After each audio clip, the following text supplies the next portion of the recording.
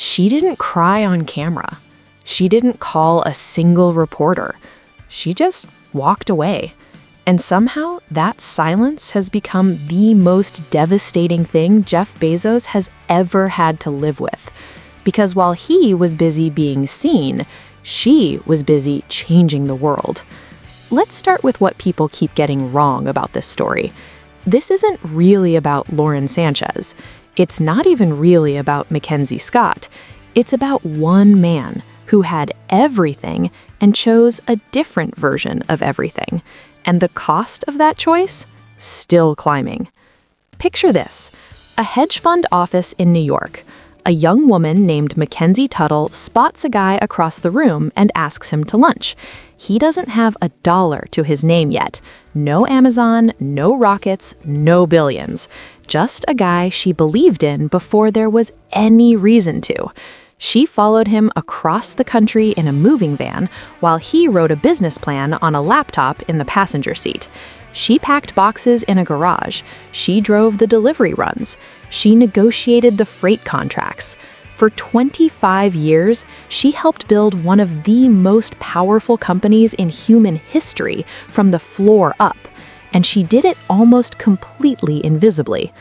Now, here's where it starts to get complicated, because somewhere along the way, the man she married started to disappear. Not all at once, slowly. Friends noticed it first. The warmth between them faded. He stopped scheduling breakfast with his family. He became obsessed with being seen. Not just respected, not just loved, seen. And McKenzie? She saw it happening in real time. She watched the man she loved turn into someone she didn't recognize. And people close to her say she understood something about Jeff that he probably hadn't even admitted to himself yet. He didn't want a partner anymore. He wanted an audience. Then came December 2016, a party, an introduction. A Hollywood talent agent named Patrick Weitzel brings his wife Lauren into the room and introduces her to Jeff Bezos. That one moment, it would cost Weitzel his marriage, cost Bezos $38 billion, and cost McKenzie the life she'd spent 25 years quietly building. By 2018, there were messages, explicit ones, the kind that ended up at the National Enquirer, reportedly sold by Lauren's own brother, Michael, for $200,000. Now, wait.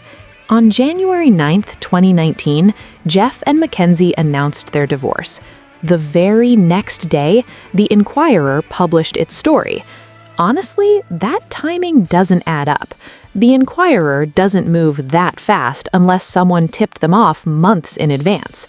And some people speculate McKenzie already knew and made sure she moved first. But here's what she did next that nobody expected. No tearful interviews, no revenge leaks to tabloids. She hired lawyers, negotiated quietly, and walked away. Under Washington state law, she was entitled to half of Amazon, half of one of the largest fortunes ever assembled in human history. She took 25%, $38 billion, and then she started giving it away. Not slowly, not carefully, fast.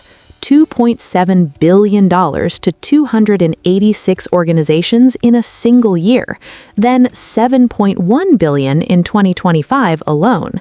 No press releases, no morning show appearances. She lets the organizations announce the gifts themselves.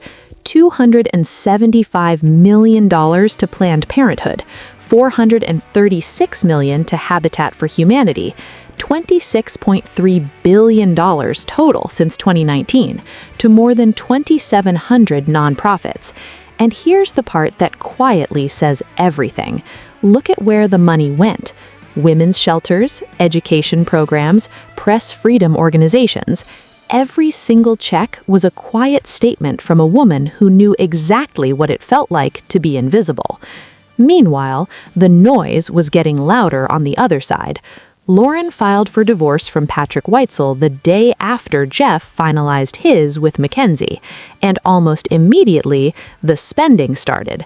a $175 million estate in Indian Creek, Florida, a $90 million mansion in Maui, reportedly over $500 million in real estate in the first 2 years alone, and then the wedding. June 2025, Venice, Italy. 3 days, $55 million. To put that in perspective, that's more than the annual GDP of some small countries. Lauren wore 27 designer outfits over the course of the celebration. One gown had 175,000 hand-sewn crystals. Another used 600 yards of chain. Fashion experts estimated her wedding wardrobe alone cost north of $2 million. Entire neighborhoods in Venice were shut down, locals protested in the streets, and thousands of Amazon employees who'd been laid off in 2022 and 2023 watched their former CEO spend $55 million on a party while their severance checks cleared. But here's where it gets really interesting. Jeff didn't skip the prenup this time. Sources say the wedding was actually delayed because the prenup negotiations took so long to finalize. The man who married McKenzie with nothing trusted her completely. This time, people close to the situation say he protected himself carefully. And if you're wondering what that says about how Jeff Bezos views his own marriage, you're asking exactly the right question. Then the headlines started piling up fast. January 2025, Lauren attends Trump's inauguration in a white suit with a lacy bustier that immediately goes viral, for all the wrong reasons. A lawsuit from her former yoga instructor claiming Lauren's children's book stole 60% of its concept from a book she'd already published. The Met Gala announcement, Jeff and Lauren revealed as lead sponsors of the 2026 event. The backlash was immediate. Fashion insiders quietly described it as someone trying to buy their way into a room that never sent them an invitation. And then, Paris, January 2026. A haute couture look that people couldn't stop comparing to a Disney villain. Designers reportedly started declining to dress her.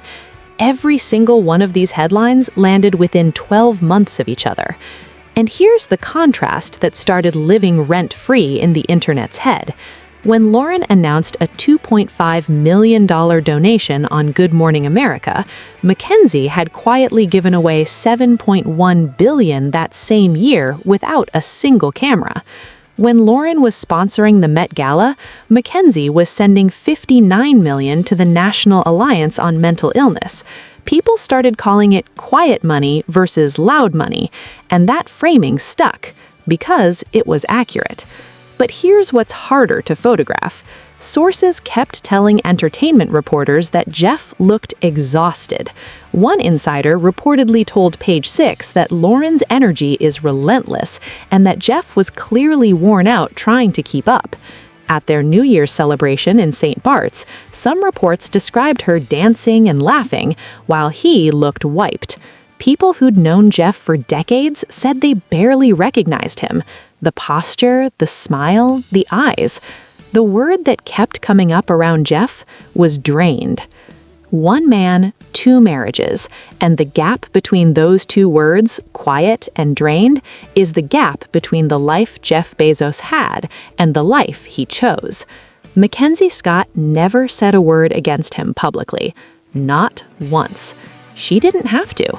Because every new headline, every new controversy, every exhausted photo of Jeff at another event he may not have wanted to attend is just quiet confirmation of something she apparently understood long before anyone else did.